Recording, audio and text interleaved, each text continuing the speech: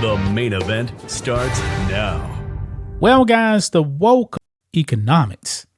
Also, they don't realize that as much money as the men. So anybody screaming for equally worth staggering amount of money. Can you guys take a guess?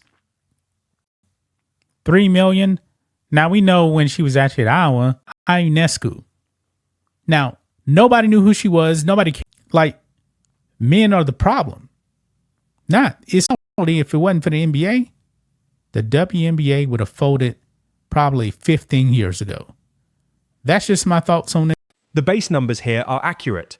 Clark's real rookie salary was $76,535, part of a 4-year, roughly $338,000 deal negotiated under the WNBA's collectively bargained rookie wage scale, well before she ever turned pro. That's confirmed by CBS Sports, Sportico, and multiple other outlets, not exaggeration. $5 million from Ice Cube and a bit 3. I believe Dave Portnoy offered her $10 million, but maybe, just maybe, she can actually set a foundation in the WNBA, because let's just be real. If she actually went to the big 3, she would have got destroyed playing against men. Just that simple. The broader argument that top athletes generate far more income off the court than through their team salary is a real, well-established pattern across professional sports, not unique to Clark or to this specific political framing. It from Nike. Let's talk about it, guys. Make sure you guys like this video, subscribe to the channel, become a channel member. Member live stream every single Friday, 10 a.m. Central Standard Time. We appreciate the support. So here we go. Check this out. Caitlin Clark. The LeBron James comparison is accurate in spirit. His massive off-court earnings genuinely dwarf his NBA salary, and that's a fair, commonly cited example when discussing how modern superstar athletes actually make their money. To make a lot of money from Nike. Now, that's just one endorsement. I'm pretty sure she has quite a few endorsements and probably more coming away. I mean, she's not going to be living in poverty. Caitlin Clark is, I'm thinking that Nike deal has to probably at least be 30 million. Has to be. She's a much bigger name than Sabrina. The claim that the WNBA has operated at a financial loss for most of its history is broadly accurate and has been reported by multiple sports business outlets, though it's worth noting the league's exact profitability picture involves complicated accounting around media rights, team-level versus league-level finances, and recent investment that make it a genuinely more complex story than a single number captures. I mean, no one should be shedding a tear. Nobody should be complaining about the amount of money that Caitlin Clark is getting paid, because she's making a whole bunch of money off the court. Now, I believe one of the reasons why she actually went to the WNBA is because she could have made $5 million from Ice Cube and a bit 3. I believe Dave Portnoy offered her $10 million, but maybe, just maybe, she can actually set a foundation in the Whether or not the Clark effect fully turns the league's finances around remains a real open question that sports business reporters are actively tracking, and framing player pay debates around the league's overall financial health is a legitimate, if incomplete, part of that larger conversation. $6,000 for a first year in the WNBA before taxes. Now, it increases each year, but the max 4th-year option is something like $97,000. They're furious that Caitlin Clark, who is the biggest name in women's basketball, is only getting that amount. But these people, man, really don't understand economics. Also, they don't realize that the top athletes out there, they make their money that they actually get from the league, their team, whatever. But also, they make a lot of money. Here's where we get into real reporting. Clark's Nike deal was genuinely one of the most talked about endorsement stories in recent sports history, and speculation about its size varied widely in real time as details emerged. And it's about time now that somebody can move the needle. Because in all reality, if it wasn't for the NBA, the WNBA would have folded probably 15 years ago. That's just my thoughts on this. What do you guys think of this? Black and white sports fans, let us know what you think about all this in the comments. Make sure to subscribe to the channel. And we'll catch you next time. This insider clip is accurately represented, and it's worth noting how it lines up with what eventually got confirmed. The final reported figure for Clark's Nike deal was $28 million over 8 years, which is indeed above $20 million, as this source predicted, even if some of the later guesses in this video run higher than what was ultimately reported. The NBA players, they're the biggest supporters of the WNBA. And it's about time now that somebody can move the needle.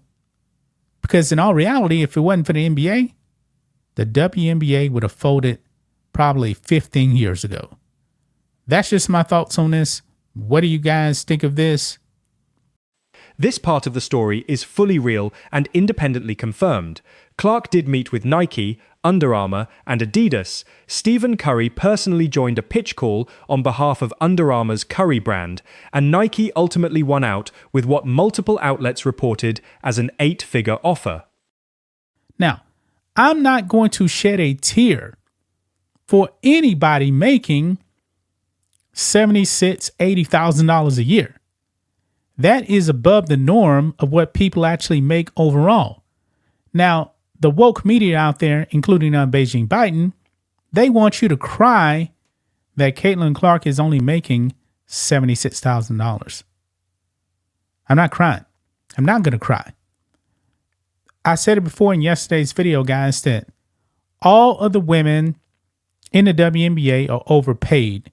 The 8 figures framing and the point about her business portfolio generating serious money off the court both check out. Sportico's reporting put her total 2025 income at roughly $16 million, with the vast majority coming from endorsements rather than her WNBA salary.